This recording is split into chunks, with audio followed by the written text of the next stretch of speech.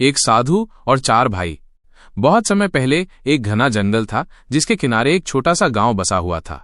गांव के लोग बहुत मेहनती और सीधे साधे थे, लेकिन अक्सर आपस में छोटी छोटी बातों पर लड़ते रहते थे। इसी गांव में एक बहुत ही ज्ञानी और शांत साधु रहते थे जिनका नाम तपस्यानंद था। उनका आश्रम गांव से थोड़ी दूर एक पहाड़ी पर था। एक दिन गांव में रहने वाले 4 भाई आपस में जमीन के एक टुकड़े को लेकर झगड़ रहे थे। बड़ा भाई धर्मपाल कहता था कि जमीन उसकी है क्योंकि उसने उस पर सबसे ज्यादा मेहनत की है। दूसरा भाई करमवीर कहता था कि जमीन उसके हिस्से में आनी चाहिए क्योंकि वो घर का खर्च चलाता है। तीसरा भाई ज्ञानदेव शास्त्रों का हवाला देते हुए अपनी बात को सही साबित करने की कोशिश करता था और चौथा भाई सेवाभावी चुपचाप बैठा सबकी बातें सुन रहा था। जब चारों भाई किसी भी नतीजे पर नहीं पहुंच पाए तो उन्होंने तय किया कि वे साधु तपस्यानंद के पास जाएंगे और उनसे न्याय की मांग करेंगे। वे चारों मिलकर साधु के पास पहुंचे और अपनी अपनी समस्या उन्हें बताई। साधु ने सभी की बातें ध्यान से सुनी। उन्होंने मुस्कुराते हुए कहा, ठीक है, मैं तुम्हें तुम्हारी समस्या का हल जरूर दूंगा, लेकिन उससे पहले तुम चारों को मेरे लिए एक छोटा सा काम करना होगा। साधु ने चारों भाइयों को 4 अलग अलग दिशाओं में भेजा और उनसे कहा, तुम सब अपने अपने रास्ते पर जाओ और जो भी तुम्हें सबसे कीमती चीज मिले उसे मेरे पास लेकर आओ। चारों भाई साधु की बात मानकर निकल पड़े। धर्मपाल, जो कि मेहनती था, उसे रास्ते में एक खेत दिखा। उसने सोचा कि अनाज से ज्यादा कीमती क्या हो सकता है। उसने मेहनत करके उस खेत में बहुत सारा अनाज उगाया और उसे लेकर साधु के पास वापस आया। कर्मवीर, जो कि व्यापार करता था, उसे रास्ते में एक नदी दिखी।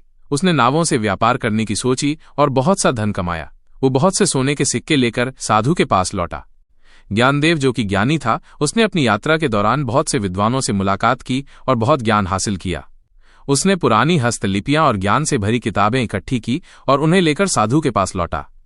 सेवाभावी, जो कि सबसे शांत था, वो चलते चलते एक ऐसे गांव में पहुंचा जहां लोग बहुत बीमार थे और गरीबी से परेशान थे। उसने अपना पूरा समय उनकी सेवा में लगा दिया। उसने बीमारों की देखभाल की, भूखों को खाना खिलाया और उनका दुख दर्द कम करने की कोशिश की। वो खाली हाथ साधु के पास लौटा, लेकिन उसके चेहरे पर एक अलग ही शांति और संतोष था। जब चारों भाई साधु के पास वापस आए तो साधु ने सबको एक साथ बिठाया। साधु ने धर्मपाल से पूछा, तुम क्या लेकर आए हो? धर्मपाल ने गर्व से कहा, गुरुवर, मैं मेहनत से उगाया हुआ अनाज लाया हूं क्योंकि जीवन के लिए भोजन सबसे कीमती है। फिर साधु ने कर्मवीर से पूछा, और तुम? कर्मवीर ने सोने के सिक्के दिखाते हुए कहा, गुरुवर, धन से ज्यादा कीमती कुछ नहीं क्योंकि धन से सब कुछ खरीदा जा सकता है। साधु ने ज्ञानदेव से पूछा, तुम क्या लाए? ज्ञानदेव ने किताबें दिखाते हुए कहा, गुरुवर, ज्ञान से ज्यादा कीमती कुछ नहीं, ज्ञान ही हमें सही गलत का रास्ता दिखाता है। अंत में साधु ने सेवाभावी की ओर देखा। वो खाली हाथ था, लेकिन उसके चेहरे पर एक अलग ही चमक थी। साधु ने पूछा, सेवाभावी, तुम क्या लाए हो? सेवाभावी ने हाथ जोड़कर कहा, गुरुवर, मैं खाली हाथ हूं, लेकिन मैं अपने साथ उन लोगों का आशीर्वाद और खुशी लाया हूं जिनकी मैंने सेवा की। मुझे ये एहसास हुआ कि दूसरों की मदद करने और उनके दुख दूर करने से बड़ा कोई सुख नहीं है। ये मेरे लिए सबसे कीमती चीज है। साधु तपस्यानंद मुस्कुराए और चारों भाइयों को पास बुलाया। उन्होंने कहा, देखो, तुम सब अपनी अपनी जगह सही हो। धर्मपाल की मेहनत, कर्मवीर का धन और ज्ञानदेव का ज्ञान, ये सब जीवन के लिए जरूरी है, लेकिन इन सबसे ऊपर एक चीज है, सेवा और निस्वार्थ प्रेम। जिस जमीन के टुकड़े के लिए तुम लड़ रहे हो, उसकी असली कीमत तब है जब वो सबकी सेवा में लगे। धर्मपाल, तुम्हारी मेहनत से उस जमीन पर अनाज उगाया जाए। कर्मवीर, तुम्हारा धन उस जमीन को और उपजाऊ बनाने में खर्च हो। ज्ञानदेव, तुम्हारा ज्ञान उस जमीन का सही उपयोग करने में मदद करे। और सेवाभावी, तुम्हारा निस्वार्थ भाव उस जमीन पर उपजे अनाज को जरूरतमंदों तक पहुंचाने में काम आए।